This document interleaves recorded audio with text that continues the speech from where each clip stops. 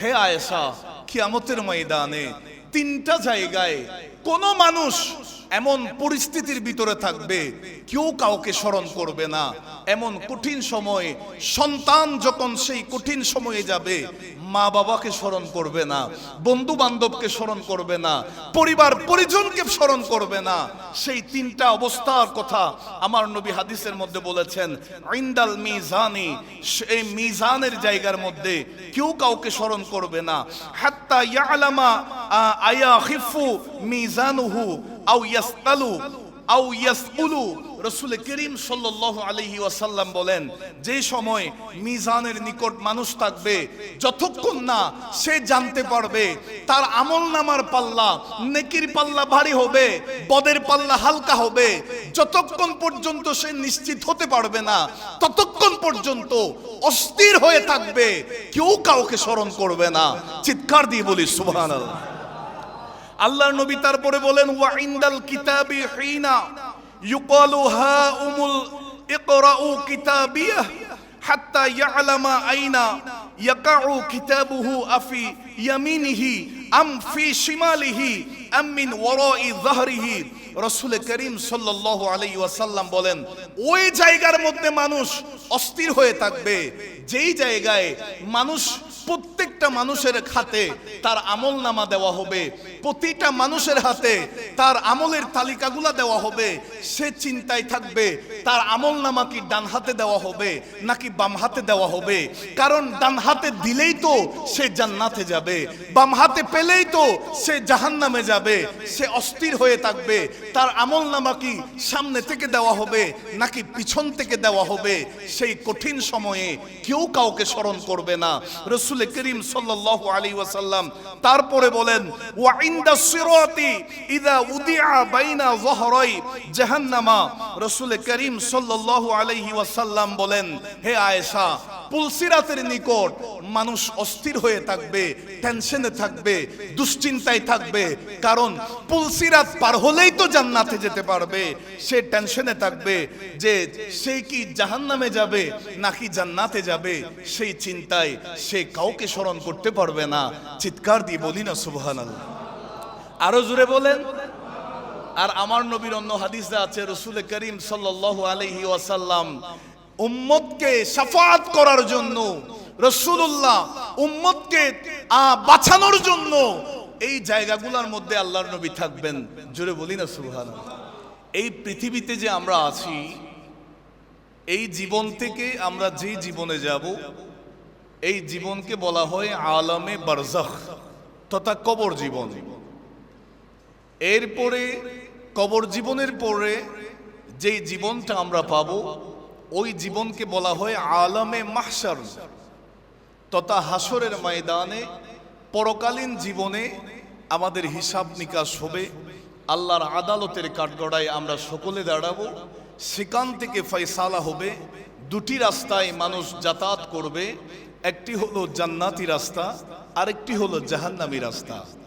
আজকে আমরা জানবো সেই ময়দানে মাহশার, হাসরের ময়দান। এই ময়দানে ইমানদারের অবস্থা কেমন হবে, গুনাহগার কাফের বদকারদের অবস্থা কেমন হবে, এই বিষয়টা আমরা জানবো। আল্লাহর কাছে দোয়া করি, ইয়া রাব্বাল আলামিন, আমাদের সকলকে দুনিয়াতে থাকা অবস্থায় যখনই মালাকুল মউত আজরাইল আমাদের কাছে আসবে, ইয়া আল্লাহ, আমরা যেন জান্নাতি হয়ে মৃত্যুবরণ করতে পারি, আমরা যেন জান্নাতি হয়ে দুনিয়াতে করতে পারি, আমাদেরকে সেই তৌফিক দান করুন।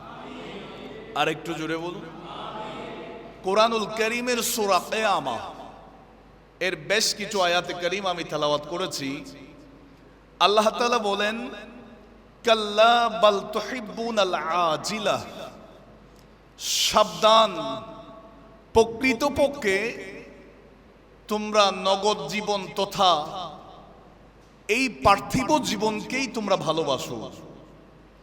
ওয়াতাদারুনাল আখিরাহ, আখিরাতকে ছেড়ে দিয়েছো, আখিরাতকে উপেক্ষা করে, পরকালের চিন্তা না করে তোমরা দুনিয়া নিয়ে মতোয়ারা হয়ে আছো, দুনিয়াকে ভালোবাসা দিচ্ছ, দুনিয়াকেই ভালোবাসো, আখিরাতের বিন্দু পরিমাণ তোমরা চিন্তা করছো না। এরপর আল্লাহ বলেন, উজুহু ইয়াউমাইযিন নাযিরাহ, সেই দিন অনেক চেহারা উজ্জ্বল হবে, অনেক চেহারা আলোকিত হবে। ইলা রাব্বিহা নাযিরাহ, তারা আপন রবের তথা আল্লাহ তাআলার দিদার পাবে। আল্লাহ তাআলা সেই আলোকিত চেহারাওয়ালা বান্দাদেরকে সরাসরি দেখা দিবেন হাসরের ময়দানে। চিৎকার দিয়ে বলি সুবহানাল্লাহ। আর একটু জোরে বলুন। এই আয়াতে কারিমা থেকে আমাদের বড় শিক্ষা হলো, যারা ইমানদার, যারা মুত্তাকি, হাসরের ময়দানে ইমানদারেরা জান্নাতে যাওয়ার আগে হাসরের ময়দানে আল্লাহকে দেখার সৌভাগ্য পাবে। জোরে বলি না সুবহানাল্লাহ। এরপরে আল্লাহ বলেন ওয়া উজুহু ইয়াউমাইযিন বাসিরাহ, সেই দিন অনেক চেহারা বিবর্ণ হয়ে যাবে, বিকৃত হয়ে যাবে। তাযুন্নু আন ইউফআলা বিহা ফাকিরা, তখন তারা বুঝবে, তাদের ভিতরে এই ধারণা হবে যে আজকে এই কঠিন সময়ে আমরা তো গুনাহগার, আমরা তো কাফের মুশরিক, আমরা তো বদকার, হয়তো আমাদেরকে আজকে এমন কঠিন শাস্তি দেওয়া হবে, আমাদের মেরুদণ্ড ভেঙে দেওয়া হবে, এমন তারা উপলব্ধি করতে থাকবে। এই আয়াতে কারিমা থেকে আমরা বুঝতে পারলাম দুইটা দল থাকবে হাসরের ময়দানে। একটা দলের চেহারা আলোকিত হবে, উজ্জ্বল হবে, নূরানি হবে, আরেকটা দলের চেহারার বিকৃত হয়ে যাবে, মলিন হয়ে যাবে। হাসরের ময়দানে যাদের চেহারা আলোকিত হবে তারা আল্লাহকে দেখতে পাবে, আর যাদের চেহারা মলিন হবে, বিকৃত হবে, তাদের ঠিকানা জাহান্নাম হবে। চিৎকার দিয়ে বলি না সুবহানাল্লাহ। আর একটু জোরে বলেন। সূরা আলে ইমরানের 106 নম্বর আয়াতে আল্লাহ বলেন ইয়াউমা তাবিয়াদ্দু উজুহুন, সেই দিন অনেক চেহারা, অনেক মুখ উজ্জ্বল হবে, আলোকিত হবে তাদের ঈমান এবং নেক আমলের কারণে। ওয়া তাসওয়াদ্দু উজুহুন, অনেকের চেহারা কালো হয়ে যাবে, চেহারায় কালিমা দেখা যাবে তাদের কুফরের কারণে, গুনাহের কারণে।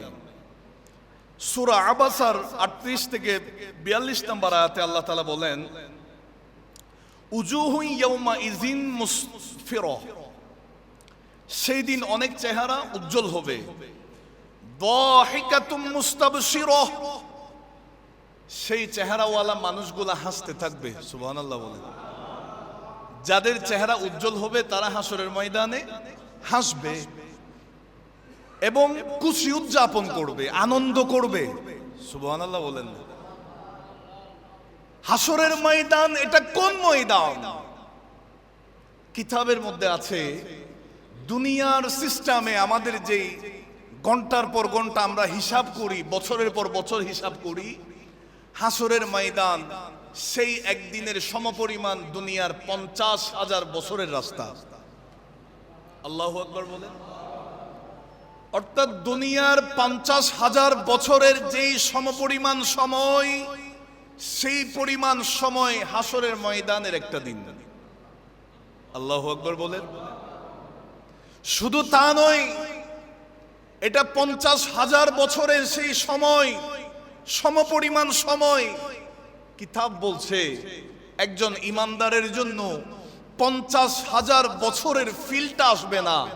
একজন মুত্তাকি ইমানদার, তার ভিতরে ওই অনুভবটা আসবে না যে 50,000 বছর সময় এই হাসরের ময়দানে আমরা উপস্থিত হয়েছি, এই ফিলটা আসবে না।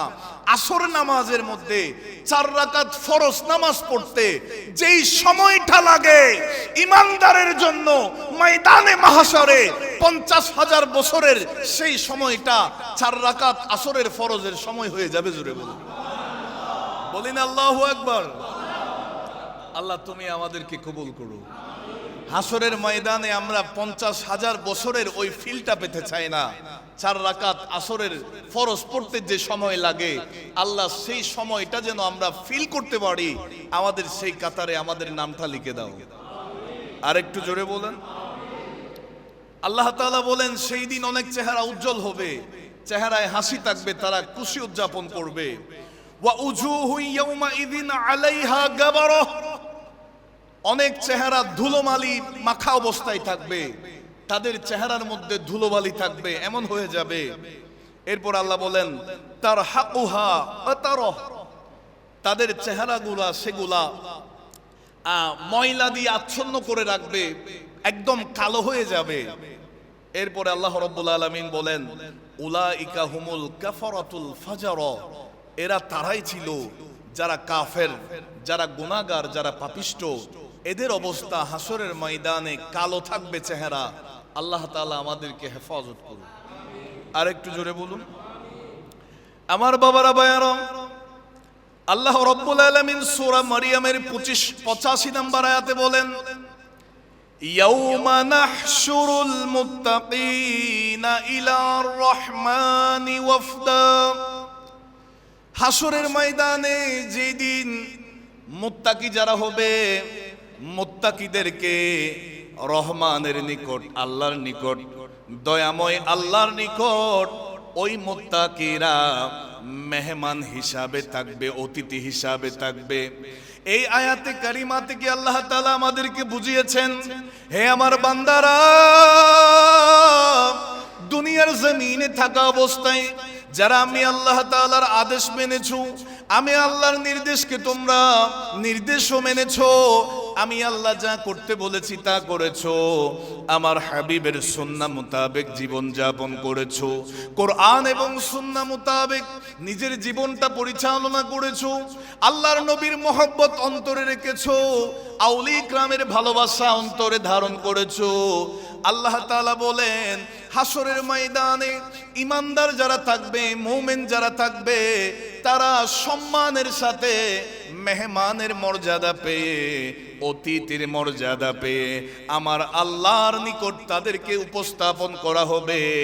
আমার আল্লাহ তাদেরকে মর্যাদা সহকারে আল্লাহ তাআলা সাক্ষাৎ দিবেন। জোরে বলেন, আরো জোরে বলেন।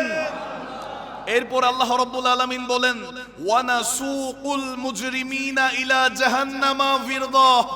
আল্লাহ বলেন, সেই দিন যারা অপরাধী হবে, যারা ফাজির হবে, মুজরিম হবে, সেই অপরাধীদেরকে, গুনাহগারদেরকে জাহান্নামের দিকে এমন ভাবে তাড়িয়ে নিয়ে যাওয়া হবে যেমনি ভাবে সারাদিন গরু ছাগল মাঠে ময়দানে চড়ার পর সেই গরু ছাগলকে মালিক যখন তারা ঘাটতেরা করে যেতে চায় না, একজনে রশি দিয়ে টেনে আরেকজন পিছনের দিকে বেত মেরে মেরে সামনের দিকে নিয়ে যায়। আল্লাহ তাআলা বলেন, হাসরের ময়দান থেকে গুনাহগারদেরকে সেই পশুর মতো করে জাহান্নামের ফেরেশতারা টানে টেনে হেঁচড়িয়ে হেঁচড়িয়ে জাহান্নামের দিকে নিয়ে যাবে। চিৎকার দিয়ে বলি না নাউজুবিল্লাহ। আরো জোরে বলেন। আল্লাহ আমাদেরকে আমরা সেই জাহান্নামে নিয়ে যাওয়ার ফেরেশতাদের হাতে চাই না। আল্লাহ আমাদেরকে মেহমানের মর্যাদায় হাসরের ময়দানে যেন আমরা থাকতে পারি, সেই তৌফিক দান করুন। আর একটু জোরে বলুন, মনোযোগ দিয়ে খেয়াল করবেন। যে হাদিসটা বলছি এটা সহিহ বুখারীর 6083 নম্বর হাদিস। আন্না আয়েশা রাদিয়াল্লাহু তাআলা আনহা, হযরতে মা আয়েশা সিদ্দিকা রাদিয়াল্লাহু তাআলা আনহা বর্ণনা করেন, ক্বালা রাসূলুল্লাহি সাল্লাল্লাহু আলাইহি ওয়াসাল্লাম, আল্লাহর নবী নূরানী জবানে ইরশাদ করেন, তুহশারুনা হুফাতান উরাতান গুরলান। আমার নবী বলেন, হাসরের ময়দানে সমস্ত মানুষকে উঠানো হবে, হাসরের ময়দানে সবাইকে একত্রিত করা হবে, পায়ের মধ্যে জুতা থাকবে না, খালি পায়ে, শরীরের মধ্যে কোনো কাপড় থাকবে না, উলঙ্গ অবস্থায়। এরপরে আমার নবী কি বলেন, খতনাবিহীন অবস্থায় হাসরের ময়দানে সবাইকে তোলা হবে। মনোযোগ। মা আয়েশা সিদ্দিকা রাদিয়াল্লাহু তাআলা আনহা বলেন, ক্বালাত আয়েশাতু, মা আয়েশা বলেন, ফাকুলতু ইয়া রাসূলুল্লাহ আর রিজালু ওয়ান নিসাউ ইয়ানজুরু বা'দুহুম ইলা বা'দ। রাসূল গো, সেই ময়দানে মাহশরের মধ্যে সমস্ত মানুষ, নারী পুরুষ একত্রিত হবে, পায়ের মধ্যে কিছু থাকবে না, খালি পা, শরীরের মধ্যে কোনো কাপড় থাকবে না, সতর থাকবে না, একেবারে উলঙ্গ অবস্থায়, খতনাবিহীন অবস্থায় সবাই যখন একত্রিত হবে, ইয়া রাসূলুল্লাহ, নারী পুরুষ কি একজন আরেকজনের দিকে দৃষ্টি দিবে না? নারী পুরুষ একজন আরেকজনের দিকে নজর দিবে না?